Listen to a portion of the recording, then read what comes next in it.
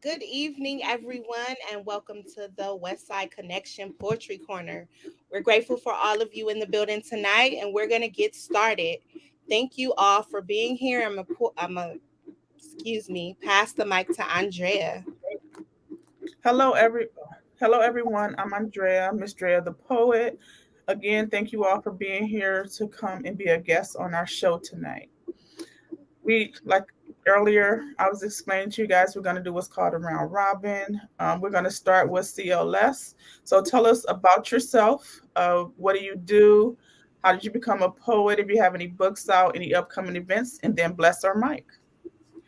Well, thank you for asking. I'm actually a college professor. I teach communication, primarily public speaking, debate, interpersonal, intercultural, and I write a lot of academic work, but I've also written some creative work, and some of it I would call poetry, some of it I might call more like creative nonfiction. I have a collection of a memoir in vignettes about working at the soup plantation that's supposed to be funny.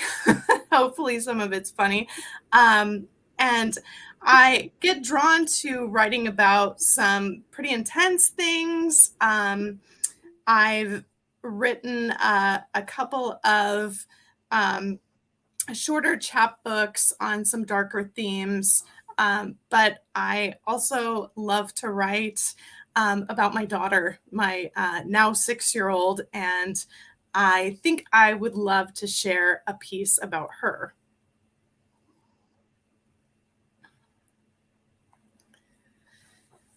My brown skinned girl. My daughter asks me why her skin is brown and mine is white. She wants to know if my skin is better or if hers is better. I fumble with our skin is equally good, knowing that I'm inadvertently reinforcing a harmful nod to colorblindness. I start over. I tell her the same day that she was born, Simone Biles was winning more medals than any gymnast had ever imagined. I tell her that today gymnastics is outlawing Simone's moves because she's superior to any other gymnast. I tell her about the unapologetic Nina Simone. I tell her the month she was born, Simone Manuel was setting records at the Olympics as well. I tell her that the Obamas gave people hope, as does Kamala Harris. She already knows the stories of Dr. Martin Luther King Jr. and Rosa Parks. I tell her about all the little Black children in Oklahoma City who sat in restaurants day after day asking politely to be served. I tell her that their persistence, even when they had to stand when the white people took their chairs away from their tables, led to the integration of those restaurants.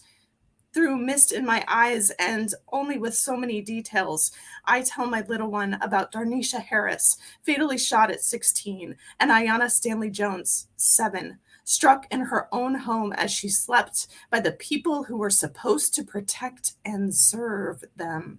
I tell her that her brown skin comes from her birth mommy, who trusted me enough to adopt her. I remind her that she shares a culture with her Auntie Shantae, who she loves so much. My daughter's 6.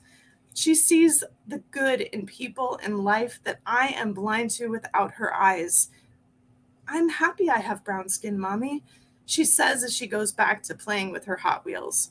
I want nothing more than to dismantle the white supremacy that would ever have my daughter question the value of her brown skin.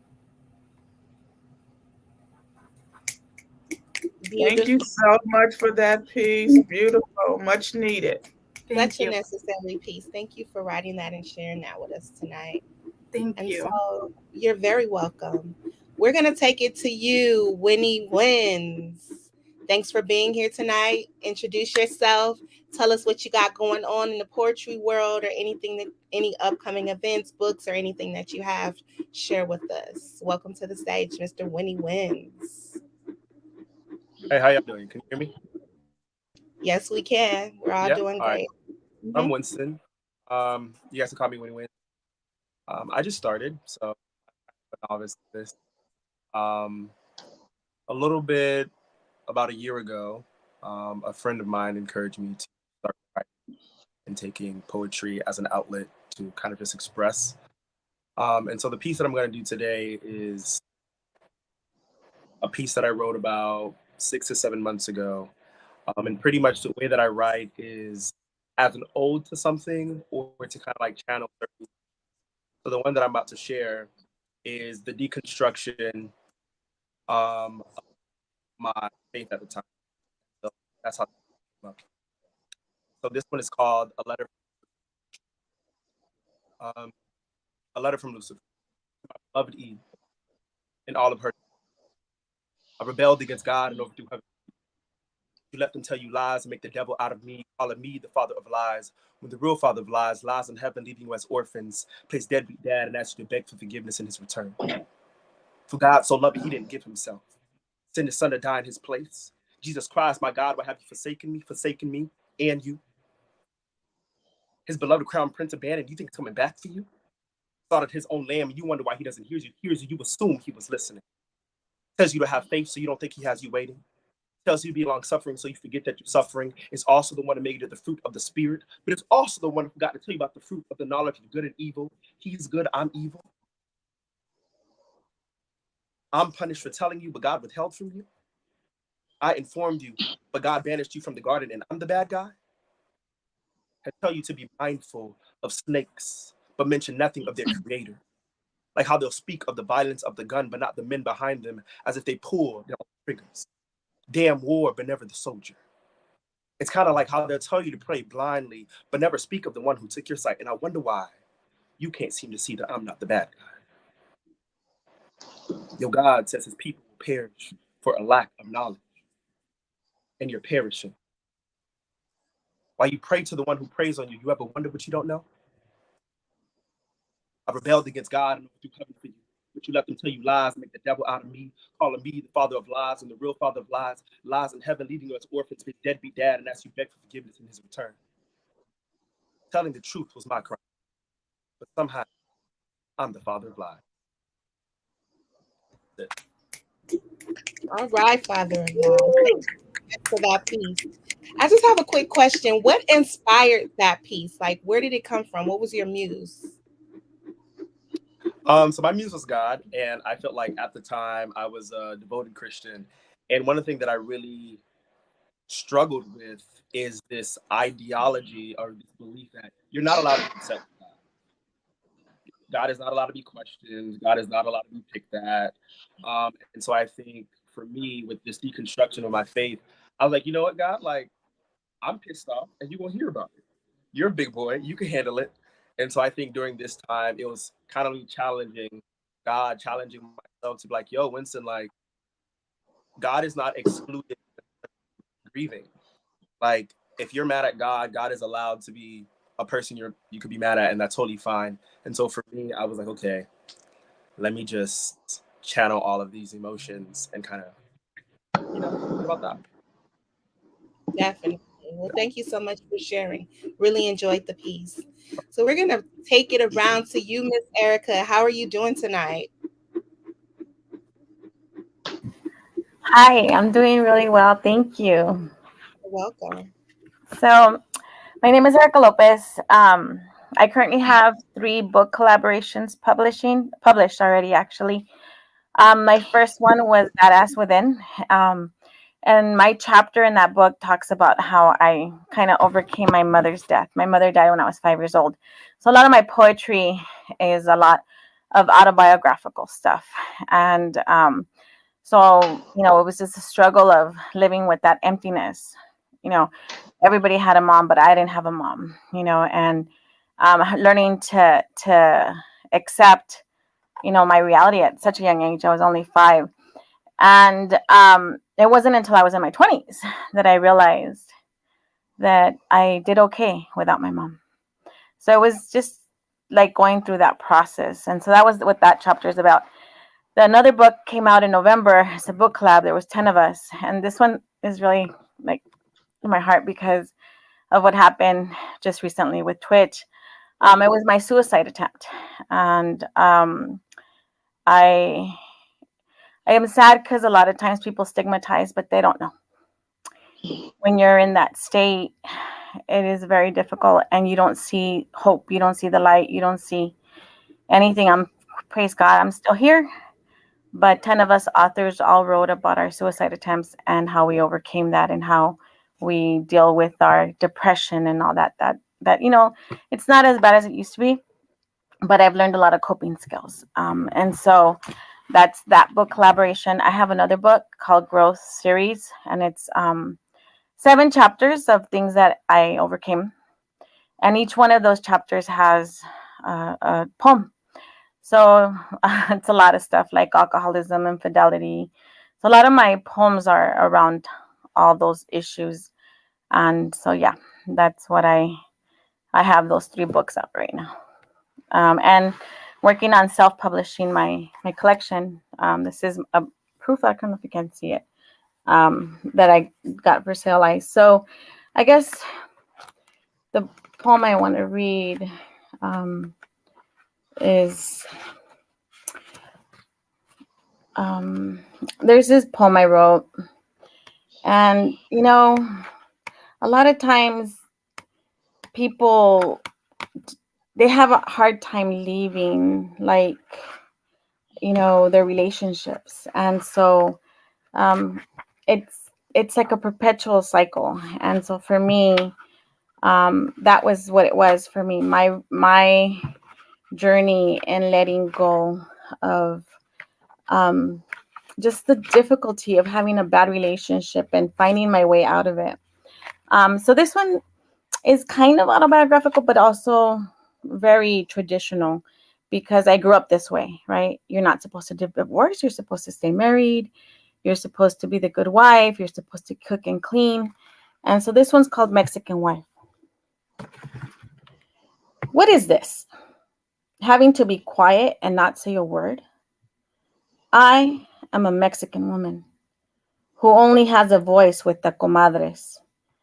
The man walks in and there is silence, awkwardness, not wanting to spark his temper or his drunken rages, swallowing big gulps, trying to not crack the eggshells.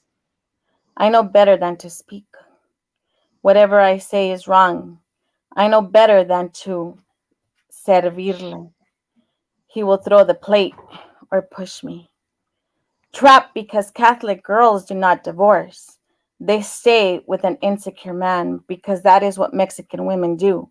We stay and build walls of resentment. We stay and stay and stay. Leaving is not an option. This is our lot in life. Nothing changes. All is the same. I choose to swallow my words.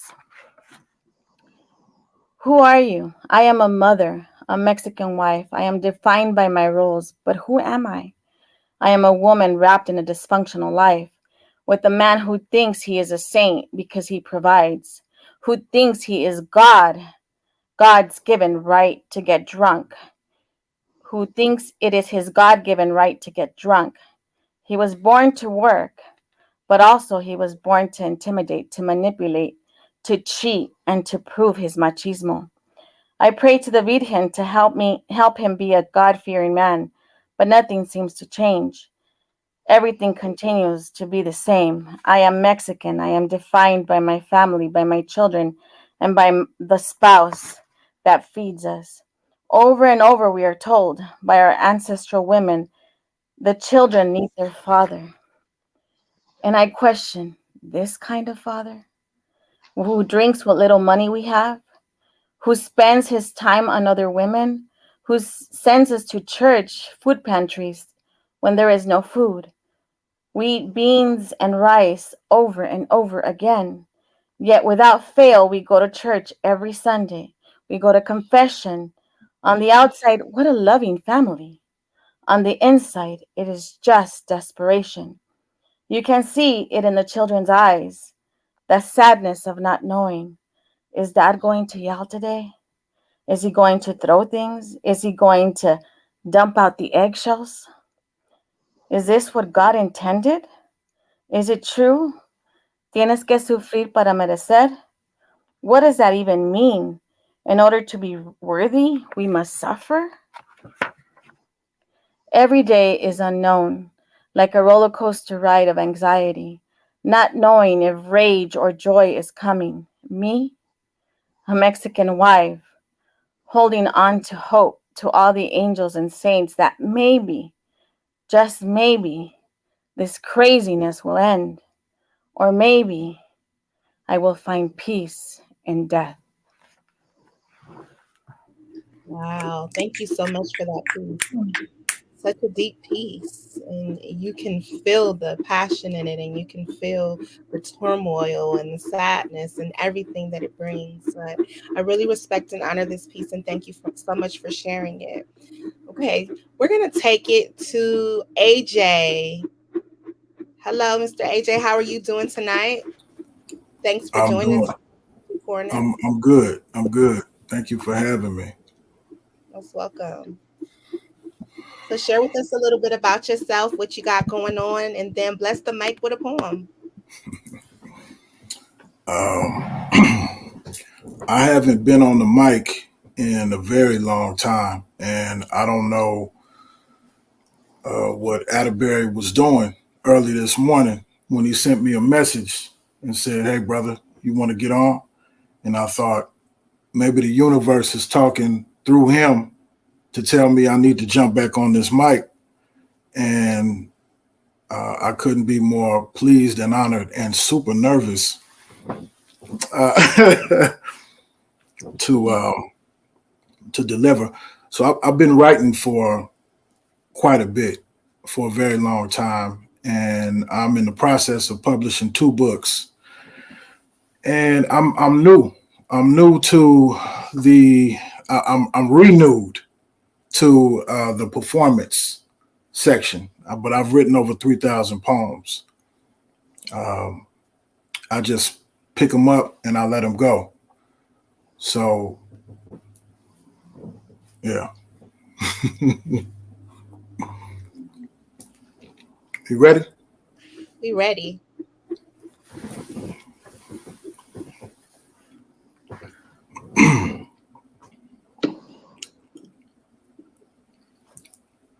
Ask me who I am and I'll show you my faith. Penned in the winning plan by the Son of Man. Come to the oneness of the Creator, willed to the existence as straight as the equator. Came from being enslaved in the wicked pleasure of the depraved. Secular, extracurricular, and the treacherous Caligula shit that degrades. Ask me who I am and I'll show you my faith. Life is always presenting the living with a problem. I did it. As a nut emitted, but I made it. And the struggle towards the eggs and the struggle, let me run that back. Okay, I'm gonna have to run that back. Okay, run it back. You got it. Man. I'm not new to this, you true to this. Come on, AJ. Oh, whew. I'm super heated now. Okay.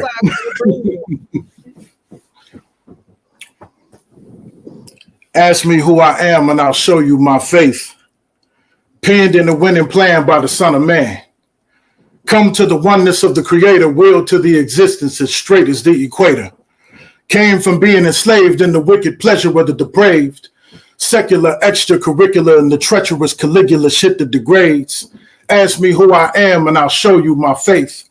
Life is always presenting the living with a problem. I did it. As a nut emitted, but I made it. And to swim towards the egg amongst billions, I was unbroken and all alone.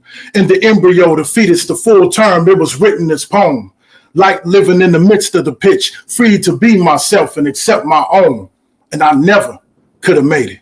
Obstacles would not be breached if I wasn't stronger, better, wiser on a mission. I held on to my master and my teacher to master my condition. The circumstance and the energy I fight. I long for the energy being surprised, being deprived of my birthright. They want my crown and tried to kick me when I was down, but don't want to pay my price. Stricken once the shit had thickened. Diminished the positive once the negative quickened. Had no team. Toll taken. Accentuated a lowered esteem. Put a big dick with no foreplay or romance on my dream. Learned to scan the space through tools of measurement. Shirked the over ease and deceit with momentary pleasure trips. Progress was a Loch Ness. Throat dry but not enough saliva to spit. Most high surmised I ain't gonna lay shit if you ain't fit. Please believe. no sympathy. Too comfortable in iniquity, we sin like we breathe. In war, before you deplore any who seek falsehood, because right behind the blight comes plenty more. Moral compass and character is your health insurance.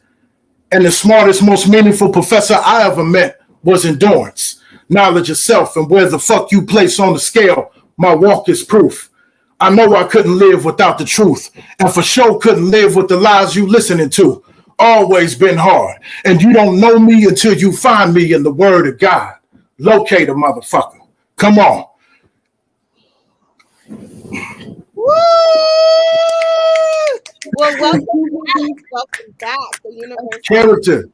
Character comes along with your wisdom. And you got to be comfortable and competent at the level you function on. Every single sentence your ears are feeding. It's a hint in the teaching the science is breeding. Study the letter. In each word, in each sentence, in each paragraph, in each page, in each chapter, get a thought in your mind. Notes are written from the inside, and your spine binds the book right after. I am the proof suffered for the cause, and the oblongata is the author of my reparation. I've never been afraid of nada when I represent divine revelation. Ask me who I am, and I'll show you my faith. If a man don't know his revelation, how the fuck can he stand in my face? Immature, unpure, and unsure stay playing them games out. But I'm hurling the truth against the falsehoods until it knocks its brains out, stains out. Dirty laundry, rinse and wash, tumble dry. They're trying to get you to die with your veins out. One more time. Ask me who the fuck I am and I'll show you my faith. Watch what I do. Match it with truth and know that I don't fuck with no fakes. Come through, come through. I do apologize. I thought you were done with the poem, and then you came back. You didn't miss a beat. So yes, thank you so much for delivering that, and welcome back to the poetry world. The universe has called you back because we needed you in the game. That was powerful. Thank you very much. Yes, thank you so much for that piece. Next up, we have Maka. So tell us where you're from, what you do, if you have any books out, if you have any upcoming events, and then bless our mic. Hello, thank you so much. I'm from Nigeria. I am a writer, a poet, a journalist, and yeah, I've written 3 books. I wrote a novel, children's book, and I'm compiling my poetry manuscripts. For poetry, I write as regards to issues that concerns women, because I'm a girl child advocate. So I write as regards to issues that concern women and girl child. So for tonight, I have a poem I wrote my girlfriend when she lost her son, her only child. The poem is, I titled it Grief. It's titled Grief. So I wrote this poem 2 years ago when my friend lost her only son. So I'll read it now. Are you ready? Are we ready? Okay.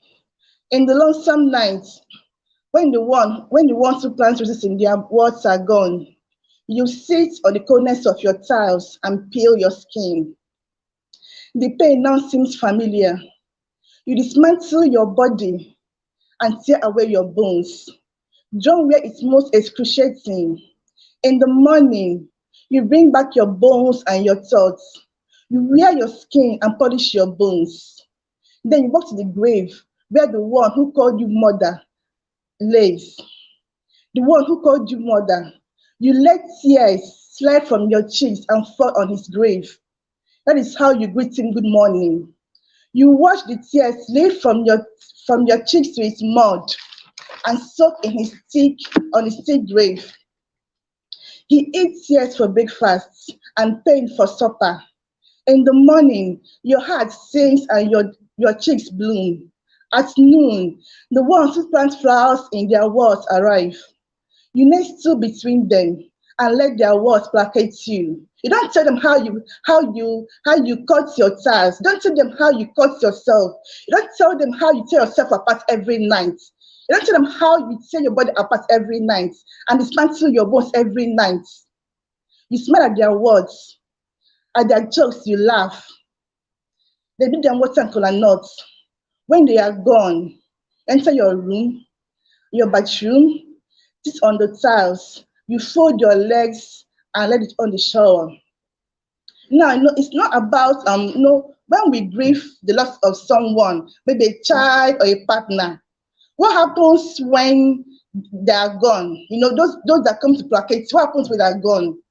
That's the essence of this poem.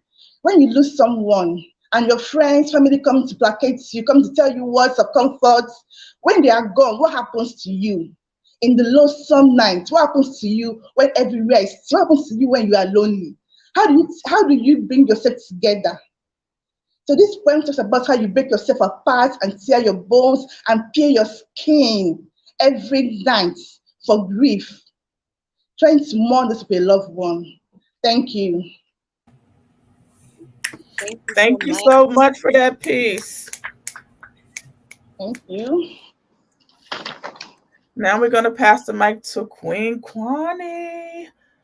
Queen Kwani, Hello. tell us about what you have going on, any upcoming events, any shows, your book coming out, and then bless her mic with a poem like you do it.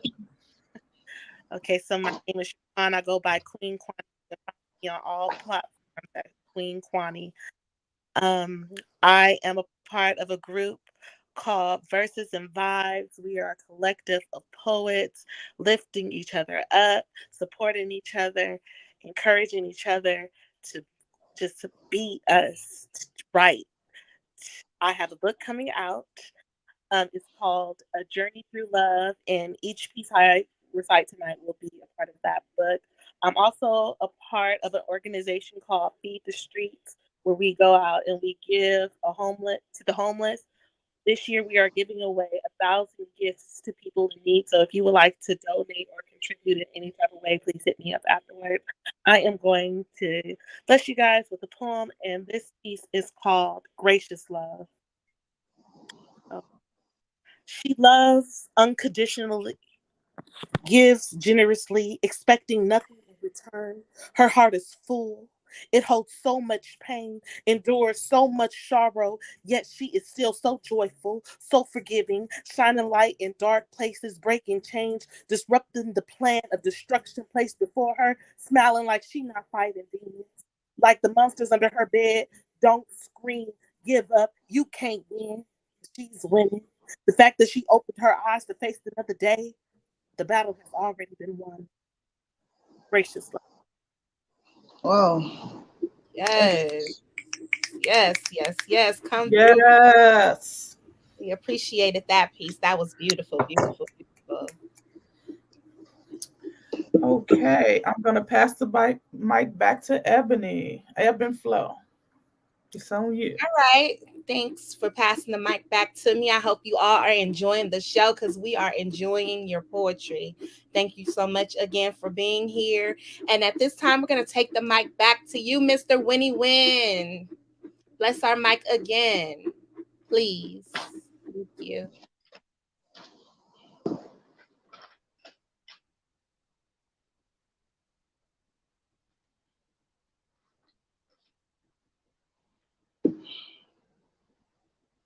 We can't hear you.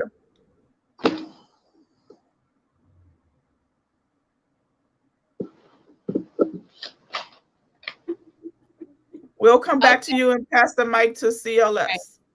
No worries. All right.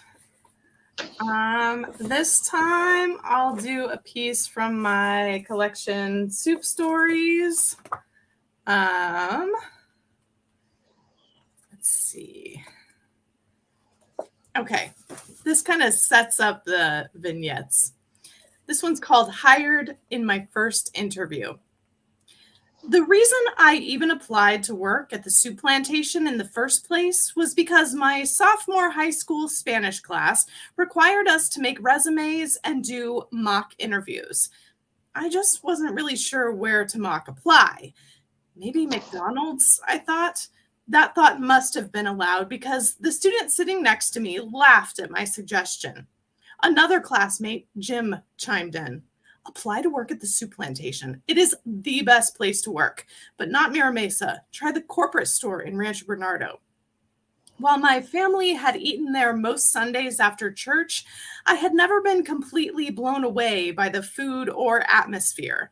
To me, it just seemed like a great big salad bar cafeteria filled with loud and obnoxious families going back for seconds and thirds of self-serve soft swirl ice cream and pizza focaccia.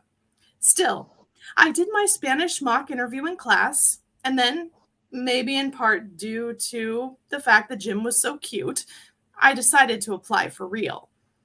On February 24th of 1998, Elton John was knighted. The National Hockey League resumed its season after accommodating the Olympics. Cuban-born cartoonist Antonio Prahias died. Comedian Henny Youngman died. And I was hired in my first interview as a greeter at the soup plantation. Rest in peace, soup plantation. I know, Thank right? you so much for that piece. Thank you so much. I loved soup plantation. You too, Kwani? You loved it too? I've never ate at the soup plantation. Oh, Never. Me really? either. It was good. It was a bunch of soups and salad. It was good. Yeah, I worked there on and off for 10 years and then ended up writing a collection about it. I think I had a problem with plantation. Oh, that part. It was called Sweet Tomatoes everywhere other than Southern California. I don't know why we didn't change that name. Oh, wow. Wow. Well, thank you for that. Thank you so much. So we're going to go back to you, Winston. Is your mic working yet? Can you hear me? We Is it can hear working? you. Yes, All right. indeed. Nice and clear. So I think within theme of kind of doing pieces from the period when I was going through the deconstruction, I'm going to continue another piece. And this one is called, yo, what is going on? Child, is it working? It's working. Y'all can see the, all right, cool. We got you. So this one is called Religious Privilege. Ready? What a privilege it must be praying to a God that answers. While many of us are still waiting for an answer on hold or leaving a message on an answering machine, it's full, so we must grab a number and stand in line behind our ancestors. We lost count who's counting, not God. While we're counting on him to answer, we've been counting for so long that we forgot what we're praying for. God, do you remember? Sorry, I forgot you never answered, so maybe you don't know, or maybe you do. Maybe it's easy to think that you're working things out for our good, but an unanswered prayer is still a cute way of saying that God is not listening. To mention the will of God is just a political correct way to say request denied. Go figure. Peter is shamed for denying you 3 times, but we are also created in your image, so we've been denying you since the beginning of time. Try and find our way back to Eden. Jesus comes and died for many of us, but our request is still denied. The fruit don't fall far from the tree. The knowledge of good and evil, you good, God, us evil. God, remind me, why am I praying to you again? Oh, I forgot, you never answered. Amnesia sounds better than knowing better and not doing it, so hopefully next time I'll remember not to pray to you. But God, if you are listening, who do I pray to when I need you to deliver me from you? Sincerely, I lost my place in line, but I'll probably still be here waiting for you to answer. Or not. So that's that. Thank you so much for that piece. All right. Thank you again, Winston, for that piece. And now we're going to take it over to Erica again. So I just want to say thank you for your vulnerability. These pieces have been really profound. So thank you. So my piece is Enabling Dancers, and it's about people who stay and stay and stay because they're too afraid of change, too afraid. Wait, I need glasses. All right. He kissed me, and I wanted to throw up the nauseating bile. The kiss, a temporary band-aid he will eventually strip off with no gentleness. Until the next falling out of you did this to me, so I did this to you. Never-ending swirl. Cataract eyes, I fail to see what is in front of me. I see blotches and shades, but it is not clear. My eyes connected to the heart. I live in denial. It keeps me on this emotional train, a train that keeps me stuck, empty, unfulfilled. I do not want to see the truth. He is sometimes nice. Repeated childhood bonds, that is what this is. Dysfunction. No one learns boundaries in chaos. No one learns to love in abuse. It teaches that once in a while type of love. The one where daddy is in a good mood, so he shows some kindness, temporary, short lived, till dad's alcohol drowns love, clouds it, confuses it, lowers my self worth. Childhood bonds that live in adulthood, that jade my choices, that makes you love potential. Childhood bonds that make me still cry for you, Dad. You left me so long ago when you died. For years, I just wanted a fraction, a word, a glance. And today, all I want is him, my cohabitant. We live together, but we are trapped in a dance. He tries to waltz me, but my feet are like lead, stuck to the floor, and he can't help but step on my feet. We can't dance. Still, I will not leave, and neither will he. I enable, he enables. Walking barefoot on grass stickers, trapped in quietness. Nothing is said, just silent desperation. Yes, beautiful piece.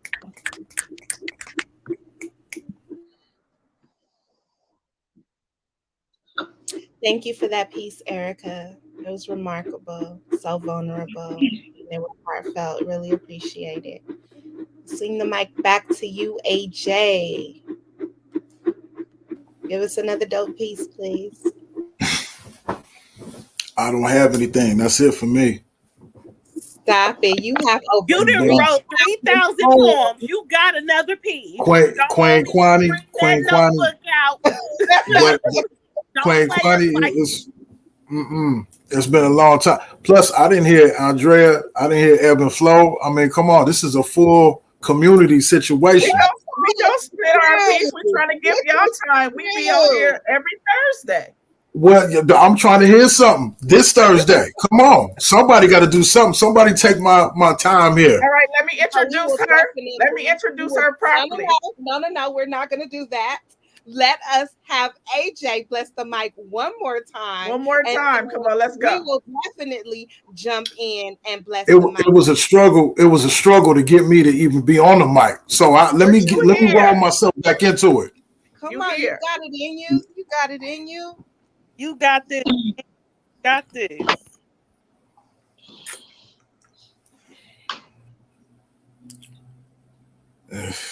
Come on, why are you doing this? It's just that dude said The even go. world is waiting for I got you. a little piece. I'll do a little piece, Okay. a little bit. Tonight is the gladdest night that I'd be Wells enough to let my pen free. To deliver a sistery that's as cold as Natalie, Rebecca Jig, and Dr. Jonetta B. B. More Campbell Soup, say Turing McMillan, chillin' diner with CC Winans by the sea. C.H. Pounder set to impress in a Mildred E. Carter dress, sharp like Dee Dee on a bridge over the untroubled waters of Ethel and Maxine. Butterflies, my queen, Latifah's a dream. I need a baker to make Phyllis's Wheatley cake. Maybe Josephine could battle beside Kathleen as a team now. Wouldn't that be mean? Leontine's price was so nice that when Mary became a Walker and Alice, oh man, no, I'm good for the day. I'm good for the day. I gotta. That was You did good. one. You did Wonderful. wonderful.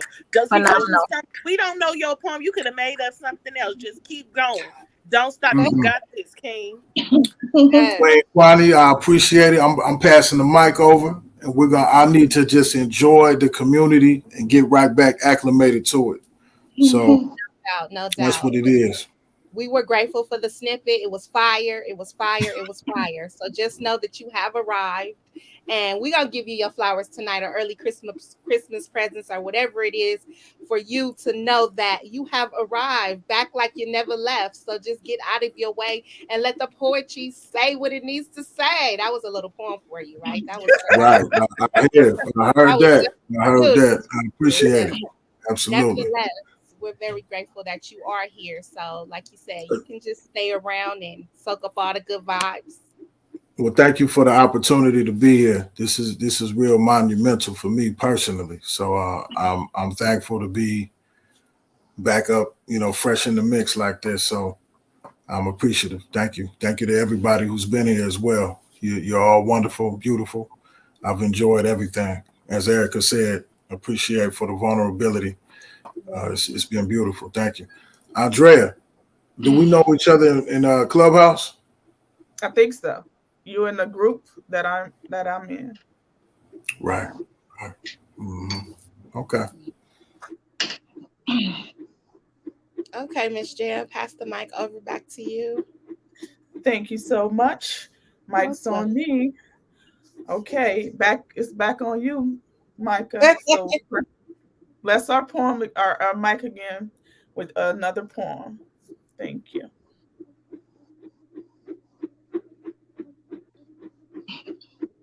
Go ahead, Maka. It's on you.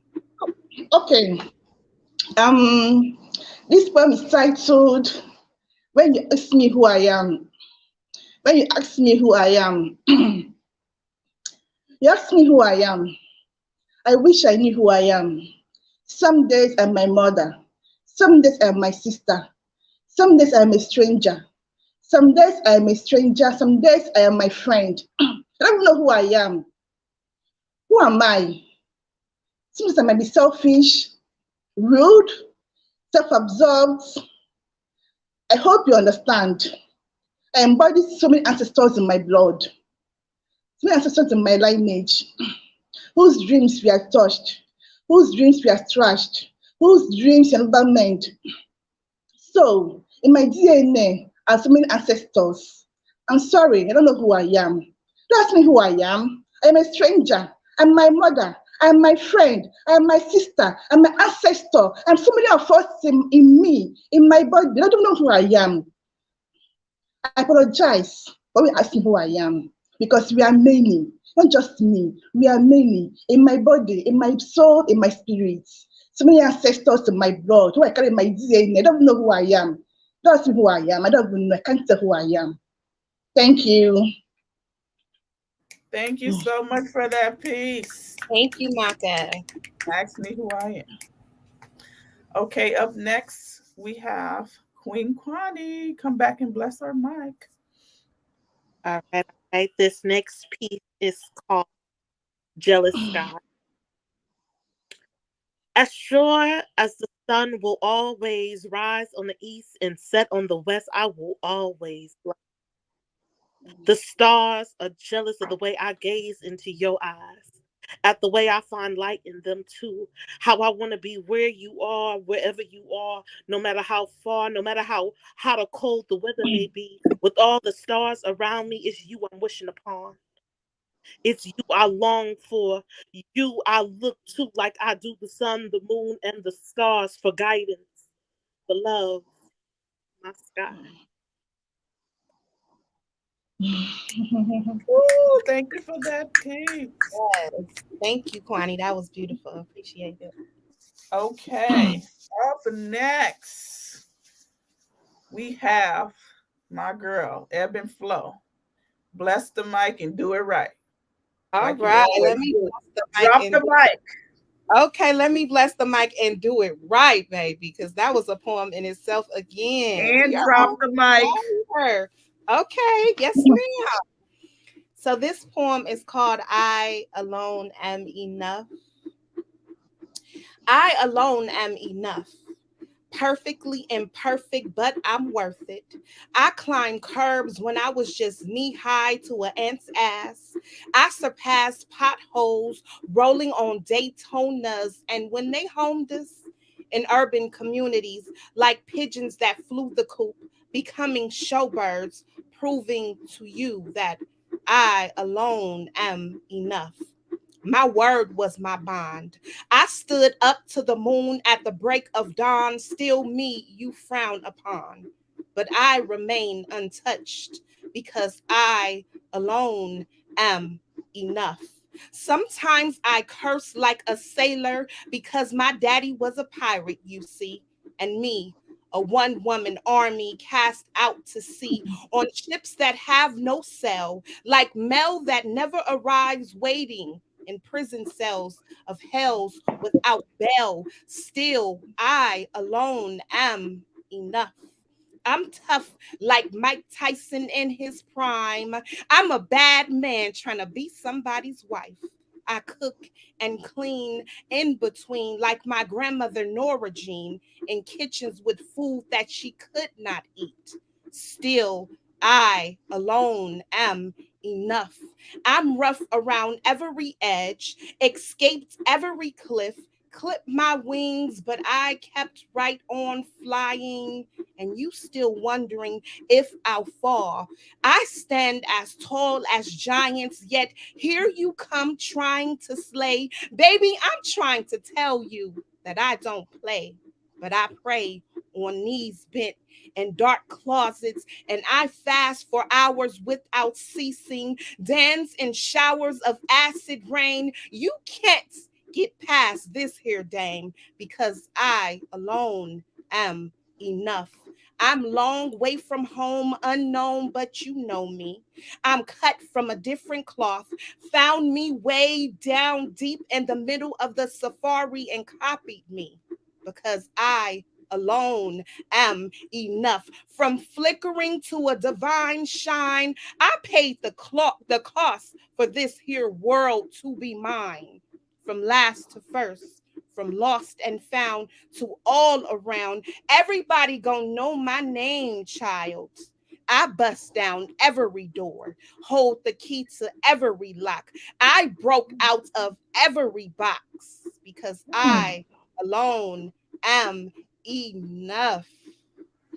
Woo! Won't she do it? There we go. There we go. Beautiful. Very Yeah. beautiful. Very much. Okay. Thank you all for the love. It was nice. AJ throwing us on the stage and all of that. I really Right. appreciate it. You know what I mean? It's a really a iron sharpens iron type of energy going on in here. You know what I mean? So Right. I You know it. You know it. I love that. I love that. And I'm very grateful for all of you being here. So now we're gonna shoot it right back around to Miss Drea the poet. That's So can you right. bless the mic for us or introduce the next Okay. person and then bless the mic, however you like to do it, Let's Queen. go with it. Let's go with it. I'm going to read this poem. It's called True Confessions.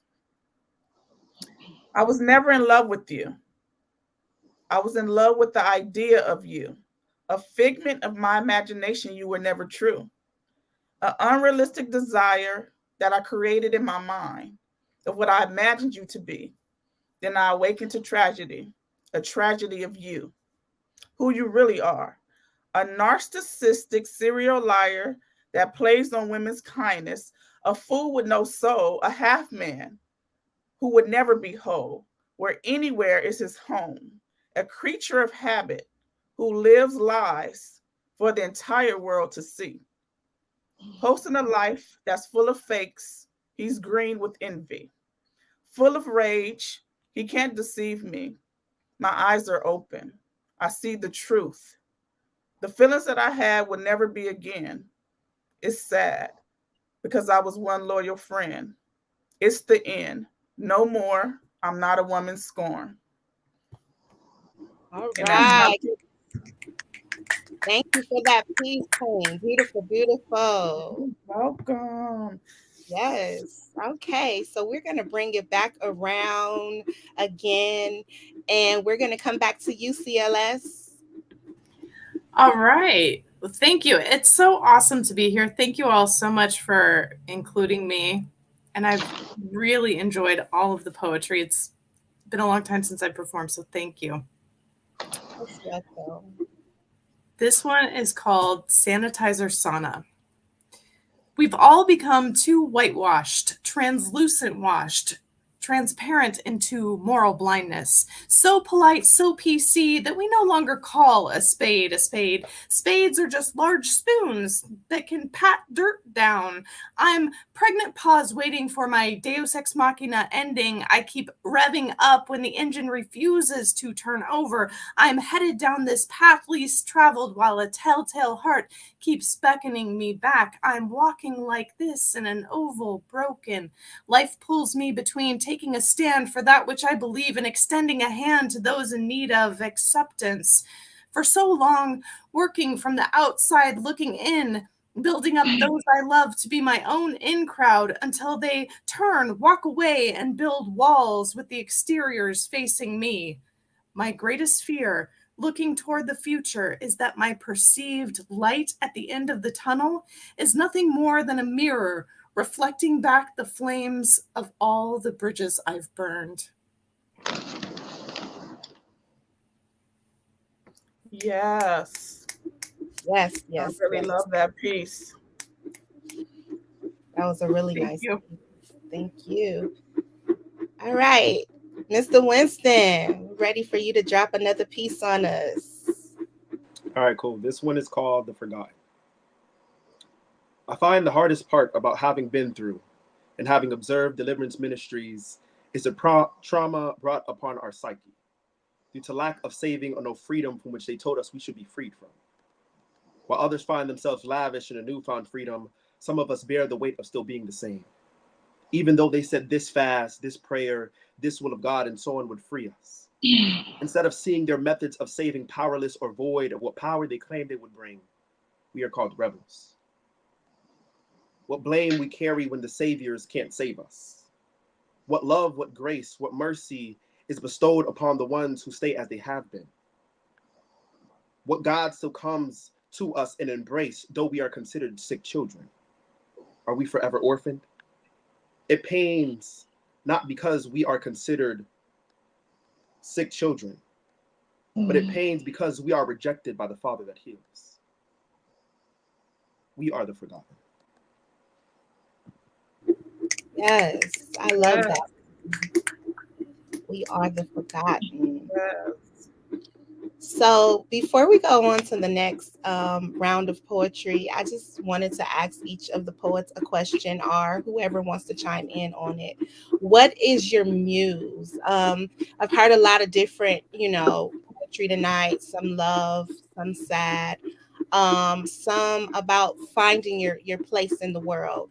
And Winston, when you recite your poetry, every piece that you've recited tonight, I have seen that you're kind of on a conquest to find your way. Or I don't know if these are old pieces or if you've, figured out, are at a better place with God. But I just see that you're kind of angry, right? In some of these pieces, are you're questioning, and they're very relatable because I feel all of us as humans at some point we question, or we're not supposed to question, but we do have questions for God, and we want to know, where are you and why have you forsaken us? Sometimes it feels like, right? And so I just am curious to know about the mind space that comes from these poems. I would be scared. I would be like, oh my God, I'm not going to wake up in the morning if I write this, because of the Most High is my everything. And He gives me light and love. And He just is the reason why I shine, right? But I'm very interested in the way that you deflect and the reason behind it. So, could you just tell us a little bit about that, about the journey that you've experienced through writing these pieces? And has it taken you to another place, like of, resolution with God at this point? All right, cool. Yeah, I could do that. So I'm not necessarily in the place now that I was when I was writing these, but I believe in everything in which I do. I need to meet it with honesty and authenticity. And so when it came to my walk with God, I was like, yo, like, I'm not going to half-ass this. When it comes to my rebellion, as people want to call it, or my anger, like, I'm not going to half-ass my anger. God, if I'm mad at you, I'm mad at you. If I'm cool with you, I'm cool with you. And so with everything that I do, may it be I'm writing or choreographing or being friends with someone, I want to meet it with authenticity and honesty. And so when I was writing these different pieces, I was like, yo, God, this is where I'm at this moment.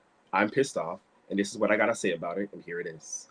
Um, yeah, and I don't think um, I feel bad about it at all. I don't. I know like some people like, well, damn, because I think with me, um, the way that Scripture talks about you need to work out your salvation with fear and trembling. This is what I believe that to be. Like when we talk about working out your salvation with fear and trembling, I think people just think it's like, oh, okay, don't sin, like don't curse. Nah, God, I'm pissed off. I'm pissed the fuck off, and you're gonna hear about it. But like, I don't want to stay angry, but let me go through the process of anger, even if that anger is directed towards you, and go through my full humanity. And God, if you're the creator, if you are who you say that you are, then you could still stand in fortitude and be all that you need to be for me, even though in this moment it may seem that I'm against you. But is my pain that's going on right now? But it doesn't necessarily mean that I'm against you. So that's kind of like the place that I'm in when I'm writing these things.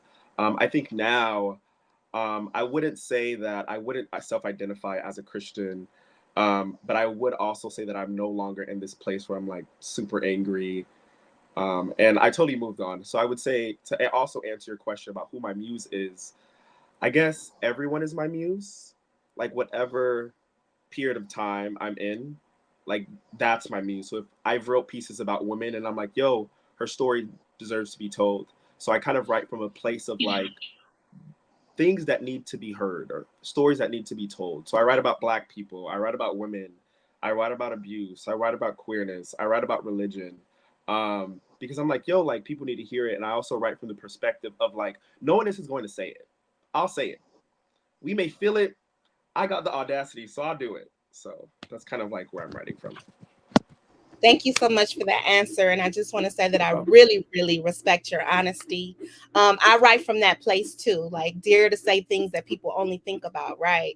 And so I really respect and salute you for that. And I see that writing those pieces helped you on your journey. And that's what poetry is all about. So thank you so much for sharing and letting us in. And for anyone else, can you tell us like what your muse has been, or what inspires you to write the poetry, or from where does it flow, and how does it fill you up? I can talk about that. I do a lot of stream of conscious stuff that I don't know what it counts as short stories or poetry, and then write now, edit later kind of a deal. But um uh similar to what Winnie Wins is talking about, like from that place of where I'm at and just not trying to apologize or reframe it. For example, I have a chapbook that's all about Mark Salling, who was a star of Glee, who was convicted of being a pedophile. And I mean, that's very, very dark, right? So there, for some reason, that story just really was interesting to me. And I watched all of Glee again. And then I already owned his album. And so I felt like, oh my gosh, I was a fan of this person and they're very crazy. So maybe this is not the best thing to share about myself the first time I meet you all. But just writing on something that I find really somehow intense and provocative in the moment that I'm in. And then, like my soup stories is all just where I was during that 10-year period, which ranges all the way from kind of lighthearted, funny to very intense and dark and everywhere in between. So I love that I see this theme of all the poets tonight, very honest and like uncensored and just speaking from the heart and soul. I think that's where you get the best work and the best connections with folks that you're listening to and who are listening to you. So thank you so much. Yes, very Thank well. you. I do agree with you. The authenticity, it just hits different, whether it's raw, whether it's rough around the edges, or it's love, whatever it is. It's so much better when it's true, and it's when it's real. It's more relatable. And that's what we poets do, right? We bring it to the people. So I love that. Thank you so much for your answer. And now we'll take it back to you, Erica. Okay, so I just wanted to say my book's called My Silent Voice Unleashed. And so exactly like both CLS and Winnie, when um, something bothers me or I see some injustice or something, and I will write about it. When I was in the mental institution for my suicide attempt, one of the things that hit me was I wasn't the only woman there for the same reason. We were all there for the same reason. And so for me, it's important to give the voiceless a voice. And so, and professionals, we were all professionals. I mean, I'm a teacher, I'm a high school teacher. There was nurses, there was secretaries, and we were all there trying to die for a guy. And it's not really for a guy, it's stuff from the trauma from the past, but still we were all there at the same time. And so I for me the poetry is giving the voice, the person who doesn't speak, the person who doesn't have a voice. So I have this poem here. It's called Adulterer. Secrets are freshly laid maggot eggs waiting to infest. We, husband and wife, live in that nest. From the outside, we are a perfect picture of all that is good. Truly, we are a maggot infested carcass pretending. We are not alone. There is another woman. She is a ghost in our home. She is the woman who wrapped us in the death shroud, who buried our love in the grave and let the maggots loose. She's in your ever present mind, reliving those moments of escape, hotel rooms, dinners, dates, and me. I'm a marriage certificate meant to be replaced. I am lost in the quagmire of your thoughts, untouched. Robotic movements. I clean, I wash, and I tend to the family. We are polite for formalities. We are not walking on eggshells, but walk on broken glass, blood leaking from our feet, pretending there is no pain. My stomach sickens, I smile, just numbness of existence. I am jailed, obligated, and you are self serving. The children feel the tension. It's a scary movie like Freddy Krueger striking in their dreams. They wait for the next moment to scream out in fear, invisible children dying to be perfect. They feel her ghostly presence. The awkwardness nauseates them, wanting to throw up. We silently abuse them, staying together with no love. Do not marry for practical reasons. Yet here we are, abusing the kids with no words, no violence, just by existing together.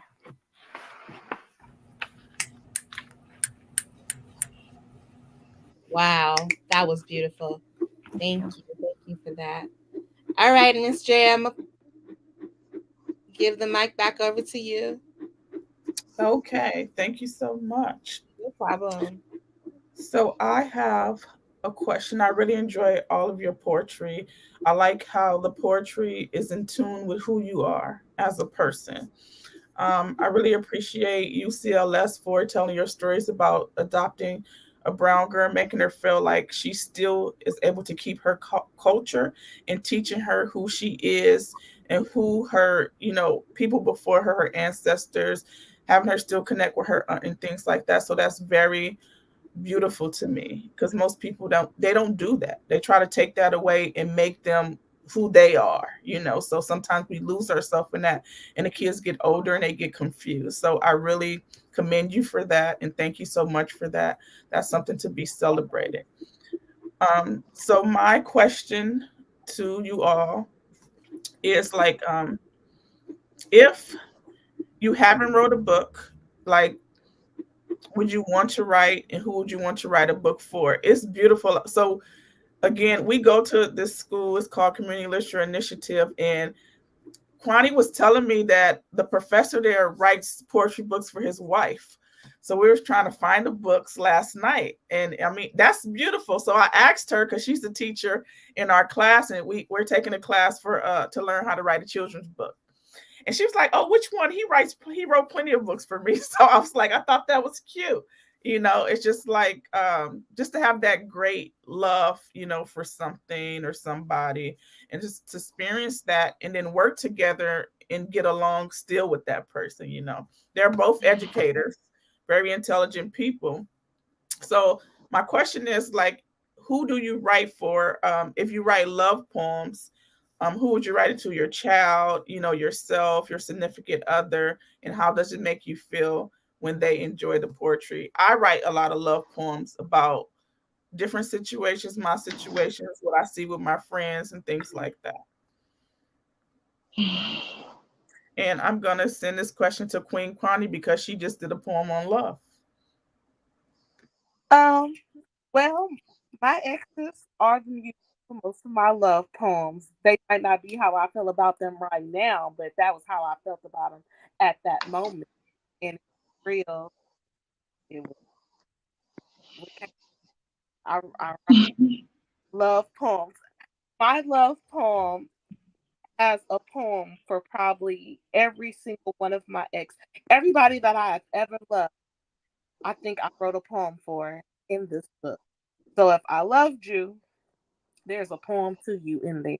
It may not say your name, but you inspired through your love. However, that love may have come in, whether it was a love that hurt me, whether it was a love that lifted me up, whether it was a love that abandoned me, or it was a love that's still there and never left.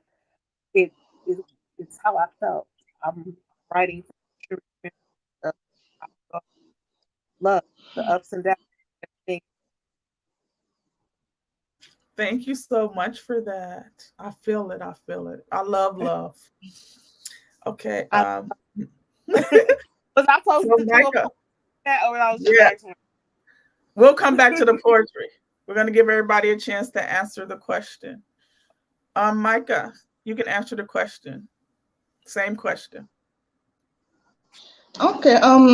Well, for me, I write basically on issues concerning women whose feeling and essence are being invalidated.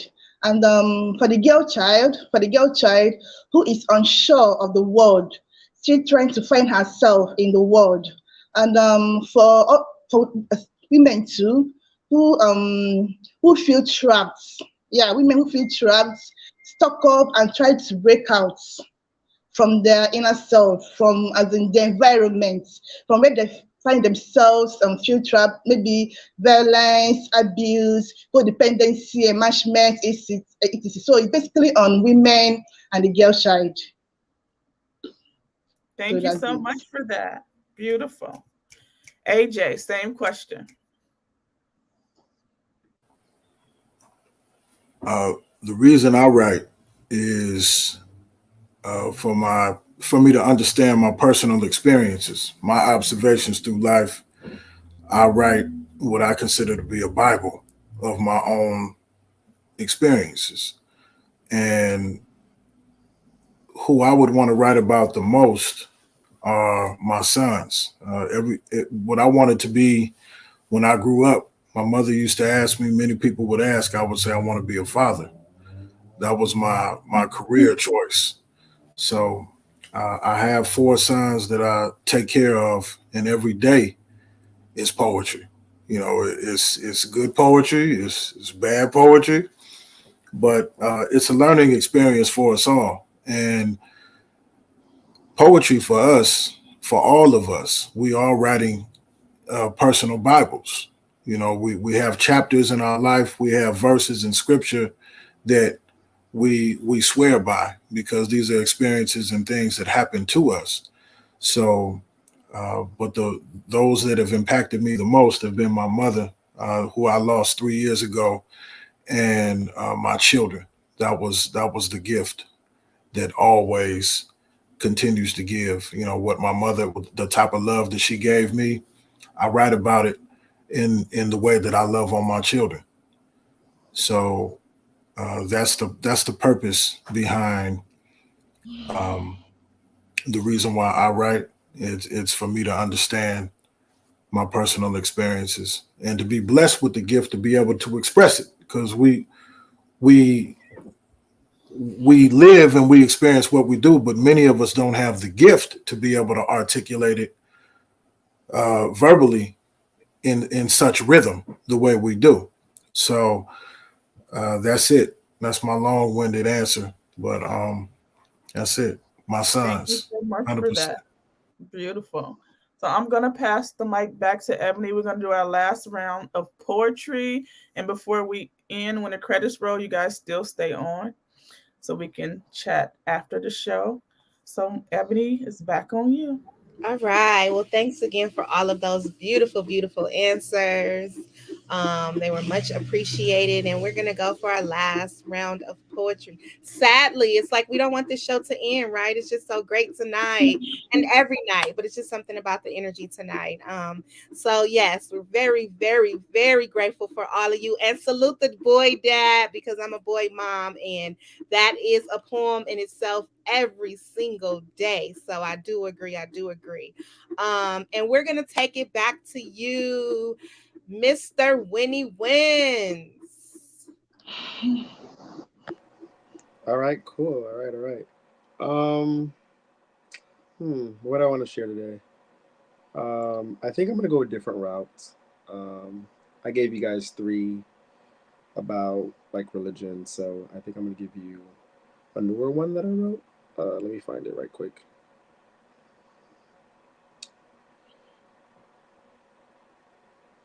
All right, here it goes. Um, Pain may endureth for a night, but joy cometh in the morning. It's daybreak, my nigga. The sun rises, breaking the night in half. It's me who peeks over the horizon. I'm the lit side of the moon, leaving the dark parts of myself behind. It's like watching a soldier come home after the war. What a sight I am. I hoped and prayed, but was never sure this day would come without shame or fear in the witnessing of myself. Rivers of love and laughter are brewing inside of me. I prayed, fasted, whipped myself into submission, sung songs to my soul, or harnessed the wind. Calmed the storms within me, healed, became whole, gave sight to the blind, died, resurrected, and brought the dead parts of me back. Created heaven and sky and gifted them to myself. My life is a living hallelujah, a living sacrifice. I am. No longer seeing myself through the lenses of what broke me or what was withheld from me. I'm an untethered soul, unbound. That is me. I'm far more than a wish or a prayer that manifests. I'm far more than the unforeseen dreams of a slave, more than the seeds of my ancestors born and rooted in a time to come. I am whole, not a fragment or a piece of a thing. I am all-encompassing. I am heaven, earth, sea, and sky. I'm the one that flies in the wind beneath my wings. I am ground, I am refuge, I am a home to myself. I am enough and abundance. I became my mother and father, gave birth to myself, and life is my birthright. Yes, well, come on. Yes. Oh, that was beautiful, beautiful, beautiful. You have Yes. truly taken us on a journey tonight, and we love it. And we all know that life is about the journey, not the destination. So I love that growth that you threw on us and you hit us at the end. That was beautiful, beautiful. So thank you so much for letting us travel down your yellow brick road tonight. And we all win with Winnie Wins. So thank you. And we'll go to our next poet. And let's see, we can shake it up a little bit. So AJ, you got something for us? Do you got the end of that one piece for us? Or Nope. I ain't going at it a third time. Mm-mm. okay, well, I have to try it, but nevertheless, we're very Right, grateful. right. I Anyway, just want to say, I just want to just take this time to say thank you, most thank you, welcome. because the universe is really working its way through. Early this morning, I don't even check my Facebook Messenger and saw, uh, hey brother, you want to get on? I thought no, that was the first thing I thought. No, I ain't been on in a while, and then I started to think. I said, well, what is it? West Coast. I'm here in L.A. Okay. Lamert Park, Inglewood. This is where I was born and raised. So what's up? Is it a stage? Is it some kind of? So I practiced that one piece all day today, and I Mm-hmm. was calling. I said, what you think's gonna happen? And everybody said, you're gonna kill it, as you normally do. But I haven't normally done it. So uh, and I thank you for being the swift boot to say, come on, man, get back in the mix and get on it because you got to go ahead and continue to amplify that voice because you got to use it. You got the gift, use the gift, push it out there. So I thank you for doing this. Verses and Vibes, Miss Drea, Ebb and Flow, King Atterbury, everybody involved here, all the poets. Thank you very much for having me be here. You are most welcome, and thank You you are for welcome. And since you are in LA in Lamert Park, you have to come see me and Evan Flo this Saturday at Sims Library of Poetry. Okay. Okay. And then Sunday I will be at Lamert Park shooting a music video for a piece that I wrote called Africa Town. So I do need to say that that's going down. So you'll be in Africa Town shooting a video called Africa Town. Love it. No, that's right. That's where I born and raised there. I Okay. came up in Lamert Park, so I wrote a piece about it, and I know you're gonna say, "Ooh, you do it." Ooh. Oh, so we got for the video shoot. Give us a Right, video right. shout I want you in it. I want everybody on the West Coast to be in it. So come on, definitely. Mimi So Wins, everyone Queen out, Kwani, yes. Everybody CLS. Poetry World, you hear the king speaking tonight. He is giving you an invite to show up to Lamert Park, also known as Africa Town, and bask in the glory. So definitely show up for that. Thank you for plugging us in on that and letting us know about that. And Absolutely. we'll go to you, Queen Kwani. You want to bless us with a love poem? I got you. I got you. You know it was gonna be a poem too. I'm um I'm gonna do this one a little different though. I'm gonna sing it and then I'm gonna say it as a poem. Uh, but I probably can't sing it because I got this. Oh, okay. So, he's my everything, all my thoughts and dreams, and he lights my fire. I'm in flames in a sourceless power, got me in days, and he takes me higher than outer space, 'cause he knows where we're going and strives me to get there. More than my lover, nothing could compare. That's my baby. What a precious creature. I can't let these demons destroy this perfect picture. Don't you lose the one you love for the one that you lost. 'Cause it would be terrible to let go of true love. 'Cause he is my everything, all of my thoughts and dreams, and he lights my fire. I am in flames in a sourceless power. God, me in days, takes me higher than outer space, knows where we're going, strives for me to get there. He's more than my lover. Nothing can compare. That's my baby. What a precious. Won't let these demons destroy this perfect picture. Don't you lose the one you love for the one that you lust, because it will be terrible to let go of true love.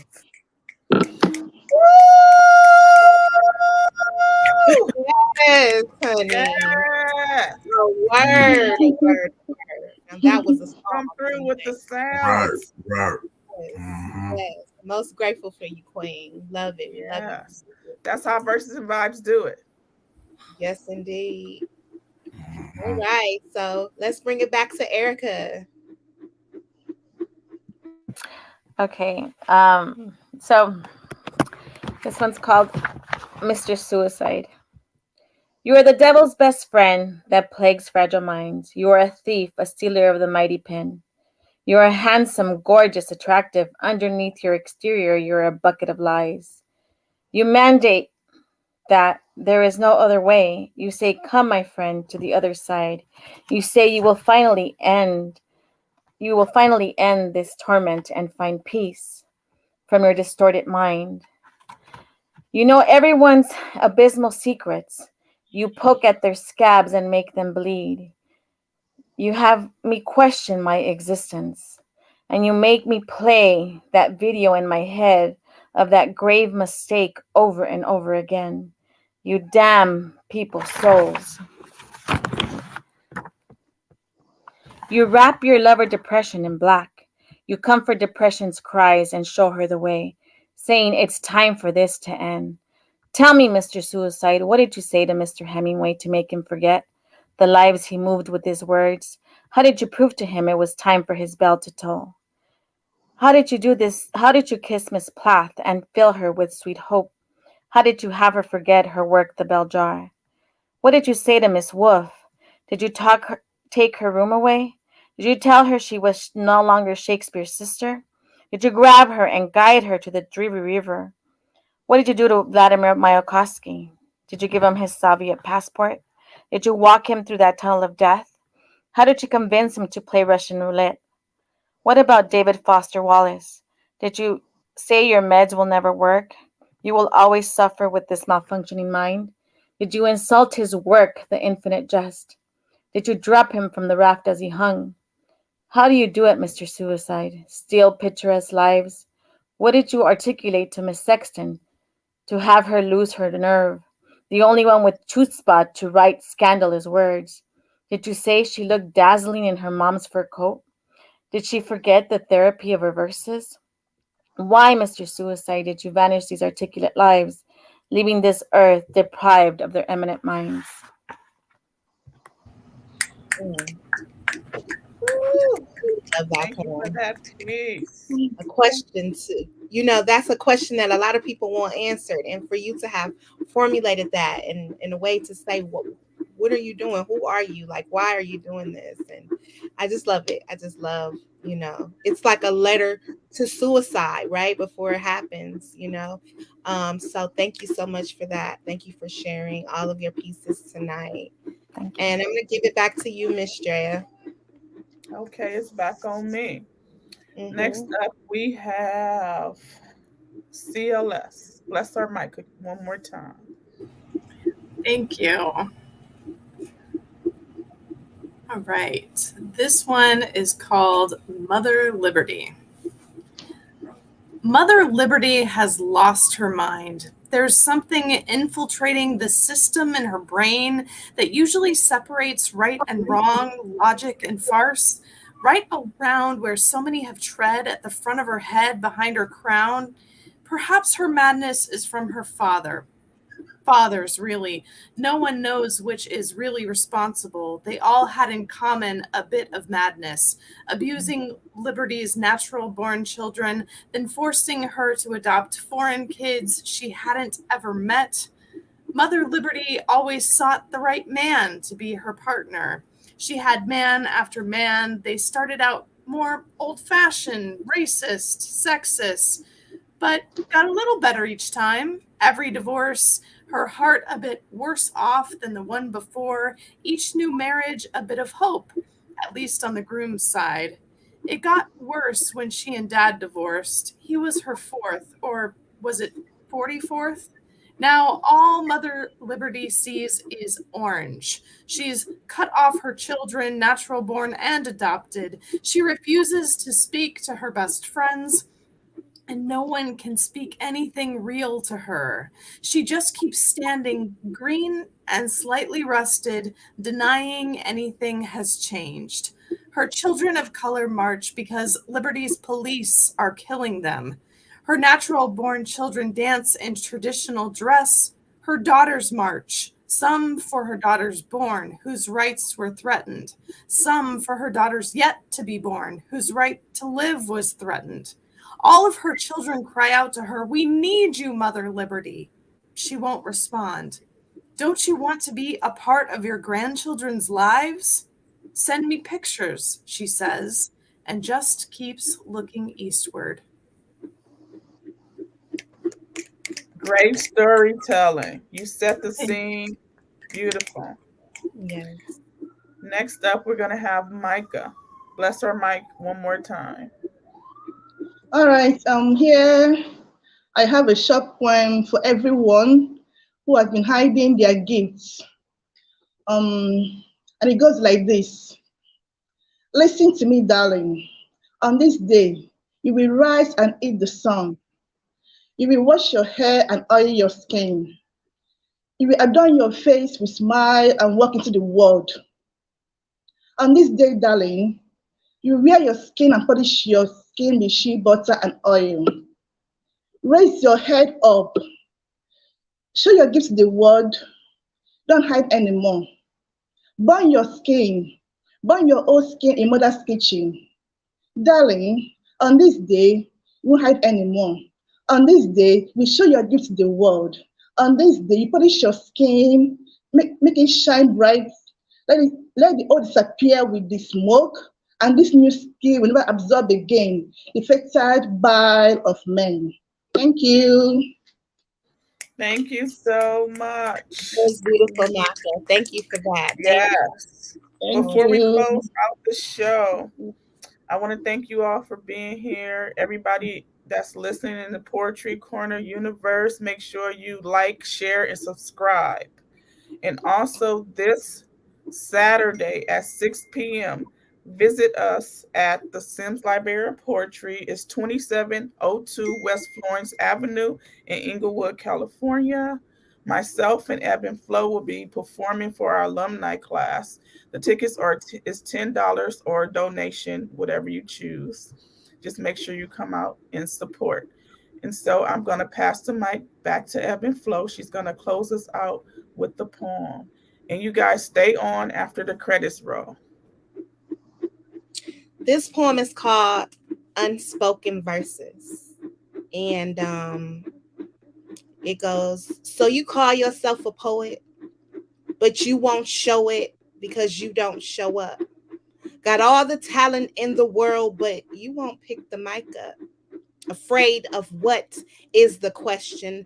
A blessing given to articulate, yet you keep telling yourself that it's just too late. A fight with fate. Who taught you how to give up without trying, neglecting your talent? Who taped your lips to silence, defiant to God's gift given? Who told you to shut up? Such a fuss that now you won't speak up. Afraid. Who told you that fear was the way? Get all dressed up and meet yourself Thursday night at 8. Sign your name in cursive so that you know that you've arrived. Walks on stage and began to shine. Grab that mic like it's yours to keep, then pour out your every little thing. Sing the chorus to your own song. You need no one to put you on. You were born to be a poet. Now get up there and show it. The world will be waiting, and I will be right here congratulating. For you have arrived. And just in case you were wondering, you are always right on time. Thank you. Y'all heard that? That was the Poet. Awesome. Awesome. No, you're not gonna write that piece and me take it personal.